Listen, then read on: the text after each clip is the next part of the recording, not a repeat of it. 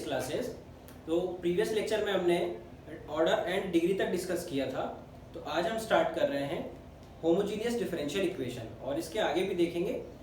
तो स्टार्ट करते हैं होमोजीनियस डिफरेंशियल इक्वेशन। तो देखिए, a differential equation which containing either derivative or dependent variable is called homogeneous differential equation, otherwise it is non-homogeneous। और differential equation का each term contain करना चाहिए derivative या फिर dependent variable को। तो derivative किसका? dependent variable का, और सिर्फ dependent variable भी हो तब भी चलेगा। तो देखिए कैसे, एक एग्जांपल से डिस्कस करते हैं। तो एग्जांपल, ये differential equation d2y upon dx square plus dy by dx plus sine y is equals to 0।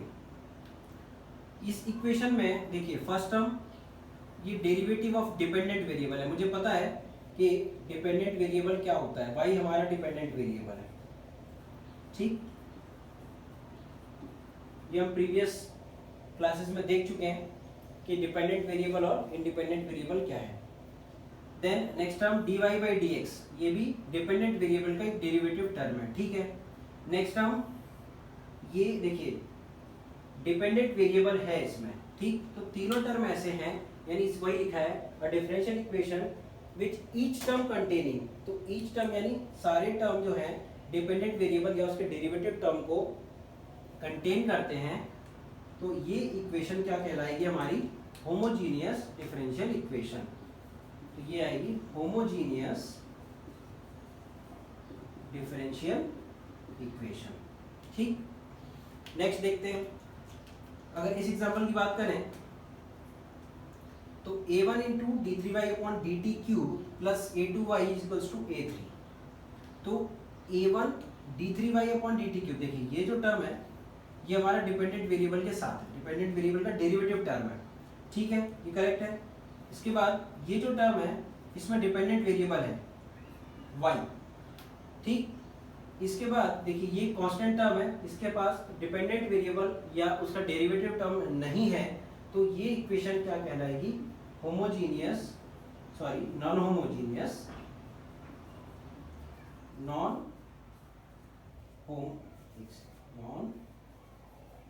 Homogeneous differential equation, ठीक। तो इस तरीके से हम डिफरेंशिएट कर सकते हैं कि होमोजीनियस डिफरेंशियल इक्वेशन कौन सी होती है और कौन सी equation non homogeneous differential equation होती है।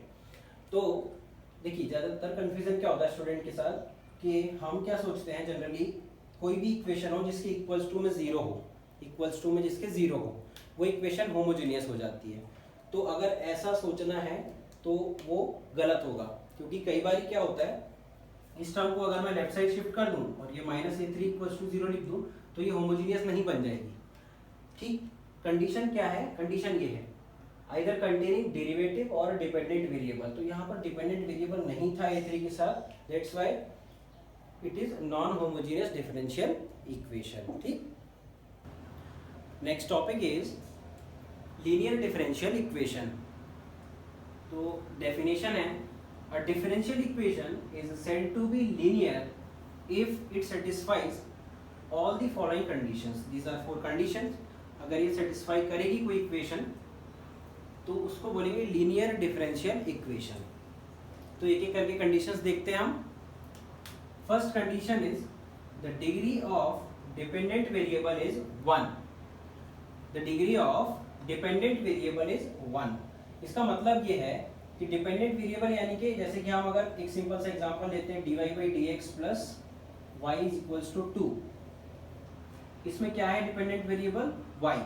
ये तो y की डिग्री 1 होनी चाहिए। y की डिग्री मतलब y की पावर, इस टाइप से नहीं होना चाहिए। जैसे अगर मैं लिख दूं कि y स्क्वायर, इस इक्वेशन में y स्क्वायर लिख दूं और पूछो ये लीनियर है कि नहीं है, तो ये लीनियर नहीं होगा, ठीक।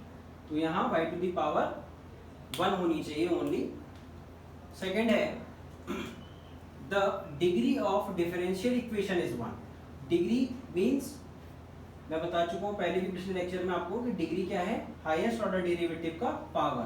तो वो भी क्या होना चाहिए? 1 होना चाहिए। जैसे इस इक्वेशन को मैं फिर से लिख रहा हूँ dy by d x plus y equals to 2, यानी कि dy बाई डी एक्स जो हाईएस्ट ऑर्डर डेरिवेटिव उसका पावर, तो इसका पावर 1 है, ठीक, तो 1 ही होना चाहिए लीनियर होने के लिए, ठीक।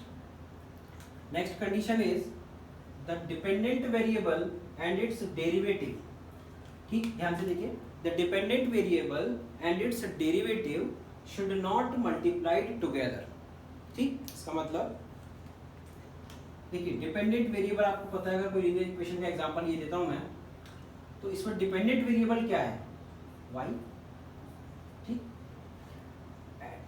Dependent variable y and it's derivative, इसका डेरिवेटिव, जैसे कि देखिए ये y multiplied with derivative of y, ठीक, ये नहीं होना चाहिए, यहाँ लिखा है शुड नॉट, ध्यान से देखिए, should not multiplied together, the dependent variable and it's derivative should not multiplied together, ऐसा नहीं होना चाहिए, तो ये इक्वेशन नॉन लीनियर इक्वेशन की कैटेगरी में आएगा, ठीक है, क्योंकि इसमें क्या है, डिपेंडेंट वेरिएबल और उसका डेरिवेटिव मल्टीप्लाइड है, ठीक।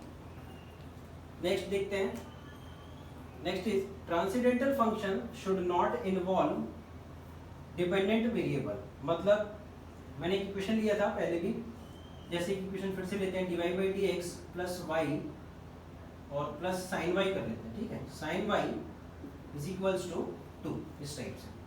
तो हमें पता है ट्रांसेंडेंटल फंक्शन कौन से फंक्शन होते हैं, trigonometric, hyperbolic, logarithmic, exponential functions are transcendental functions. तो transcendental function should not involve, है ना, should not involve dependent variable, तो डिपेंडेंट वेरिएबल ये y है इस इक्वेशन के लिए, और ट्रांसेंडेंटल फंक्शन है साइन फंक्शन, तो ये हमारे पास क्या आएगा, नॉन लीनियर की कैटेगरी में आएगी ये इक्वेशन, ठीक, नॉन लीनियर इक्वेशन ये कहलाएगी, क्यों, क्योंकि जो डिपेंडेंट वेरिएबल है वो हमारा ट्रांसेंडेंटल फंक्शन के साथ है, इसलिए ये नॉन लीनियर इक्वेशन की कैटेगरी में आएगी। तो ये चारों कंडीशन जिस इक्वेशन के लिए या जिस भी डिफरेंशियल इक्वेशन के लिए फुलफिल होंगी, वो इक्वेशन लीनियर डिफरेंशियल इक्वेशन की कैटेगरी में आएगी, लीनियर डिफरेंशियल इक्वेशन की कैटेगरी में आएगी, ठीक है। Then next topic is formation of differential equation, ठीक। तो फॉर्मेशन ऑफ डिफरेंशियल इक्वेशन में हमें कुछ स्टेप्स फॉलो करने, तो एक एक करके स्टेप्स देखते हैं। Step 1, right down the given equation and identify how many arbitrary constant involve. मतलब क्या है, देखिए एग्जांपल देखिए, पहले एग्जांपल, फर्स्ट एग्जांपल में y is equals to c into e to the power 2x, c into e to the power 2x, तो ये c जो है हमारा वो है आर्बिट्ररी कांस्टेंट, ठीक, ये है हमारा क्या, आर्बिट्ररी कांस्टेंट, ठीक। तो write down the given equation, ये इक्वेशन हमें दी होगी, ये कर्व की इक्वेशन है एक्चुअली, इससे कैसे हम डिफरेंशियल इक्वेशन फॉर्म करते हैं वो हम सीखा है। तो write down the equation and identify how many arbitrary constant involve, एक ही आर्बिट्ररी कांस्टेंट है इसमें, ठीक है। Step 2, differentiate the given equation, यानी कर्व की इक्वेशन जो है हमारे पास, differentiate the given equation as many times as the number of arbitrary constant involve. तो जितने बार हमारे आर्बिट्ररी कांस्टेंट यानी जो अलग अलग आर्बिट्ररी कांस्टेंट्स होंगे उतने बार हमें इसका डिफरेंशिएशन करना होगा। डिफरेंशिएशन के फॉर्मूले में आपको फर्स्ट लेक्चर में बता चुका हूँ पहले, तो आप अगर नहीं देखा है तो आप वहाँ जाके देख सकते हैं एक बार। The number of arbitrary constant involve, जितने बार हमारे आर्बिट्ररी कांस्टेंट होंगे अलग अलग उतने बार ही हमको इसको डिफरेंशिएशन करना होगा। Step 3 is eliminate the arbitrary constants, the resultant equation will be the differential equation, required differential equation. Then इसका मतलब क्या हुआ कि इस इक्वेशन से और एक डिफरेंशिएटेड इक्वेशन जो आएगी हमारे पास, इस इक्वेशन को डिफरेंशिएट करने के बाद, तो उन दोनों इक्वेशन की हेल्प से हमें क्या करना है, इस कांस्टेंट c को एलिमिनेट करना है। उसके बाद जो डिफरेंशिएशन फॉर्म में हमें मिलेगा उस इक्वेशन को बोलेंगे रिक्वायर्ड डिफरेंशियल इक्वेशन। तो इस एग्जांपल को और सिमिलरली इसको, इसमें देखिए आप अगर आप इस एग्जांपल को देखेंगे तो इसमें कितने आर्बिट्ररी कांस्टेंट दिख रहे हैं, 2, एक a और एक b, ठीक। ये मेरे पास क्या है, आर्बिट्ररी कॉन्स्टेंट्स, दो इक्वेशन, दो कॉन्स्टेंट है मेरे पास, तो दो बार इसको डिफरेंशिएट करना पड़ेगा। देखिए एलिमिनेट कैसे होता है, फर्स्ट इक्वेशन ये, इसको दो बार डिफरेंशिएट करेंगे मतलब दो इक्वेशन और बनेंगी हमारी, तो टोटल इक्वेशन हो गई तीन इक्वेशन है, दो को एलिमिनेट करना है वेरिएबल्स को, हम आसानी से करेंगे, अभी देखेंगे इनका सॉल्यूशन। ठीक, ओके। तो एग्जांपल है हमारा y equals to c into e to power 2x। Question इसके लिए form the differential equation for given curve. ठीक, तो इस कर्व की इक्वेशन को ही मैं इक्वेशन फर्स्ट मान लेता हूं, यहाँ पर इक्वेशन फर्स्ट ये है, और आर्बिट्ररी कांस्टेंट को पहचानना हमारा पहला स्टेप था, तो जो कि c है, एक ही यहाँ पर आर्बिट्ररी कांस्टेंट है मेरे पास, तो एक ही बार मुझे डिफरेंशिएट करना है इस इक्वेशन को, और c को एलिमिनेट करना है एट द लास्ट स्टेप, मैंने लिखा था वहां पे। तो इसको डिफरेंशिएट कर रहा हूँ दोनों side with respect to x। तो देखिए y का x के रेस्पेक्ट में dy by d x is equals to c e to the power 2x का differentiation e to the power 2x into 2x का डिफरेंशिएशन 2। ठीक है, इसके बाद dy by d x is equals to 2c e to the power 2x। ठीक, अब देखिए ये इक्वेशन नंबर 2। ठीक, अब यहां से अगर मैं c को एलिमिनेट करना चाहता हूं, तो फर्स्ट इक्वेशन से c का वैल्यू कितना आएगा, c is equals to y upon e to the power 2x from equation 1। ठीक है, ये c आ जाएगा हमारे पास, और c को हम हमारे सेकेंड इक्वेशन में पुट कर देते हैं। ठीक है, तो देखिए c को अगर सेकेंड इक्वेशन में पुट करूं तो आएगा dy by d x is equals to 2, c की जगह पे हमारा है y upon e to the power 2x और e to the power 2x। ठीक, dy by d x is equals to, ये कैंसिल हुआ, is equals to 2y, dy by d x equals to 2y। तो ये हमारा finally क्या हो गया, डिफरेंशियल इक्वेशन फॉर्म हुआ। ठीक है, देखिए एक बार और देख लेते हैं शॉर्ट में। फर्स्ट स्टेप ये था मेरा, इसी को मैंने पहला इक्वेशन मान लिया। इसके बाद इसमें एक ही आर्बिट्ररी कांस्टेंट था, एक बार डिफरेंशिएशन करना है और c को एलिमिनेट करना है। तो फर्स्ट स्टेप क्या हुआ, differentiation with respect to x, dy by d x equals to c into e to the power 2x और 2 इसके लिए 2x का differentiation 2, dy by d x is equals to, ये 2 बाहर c लिखा, e to the power 2x।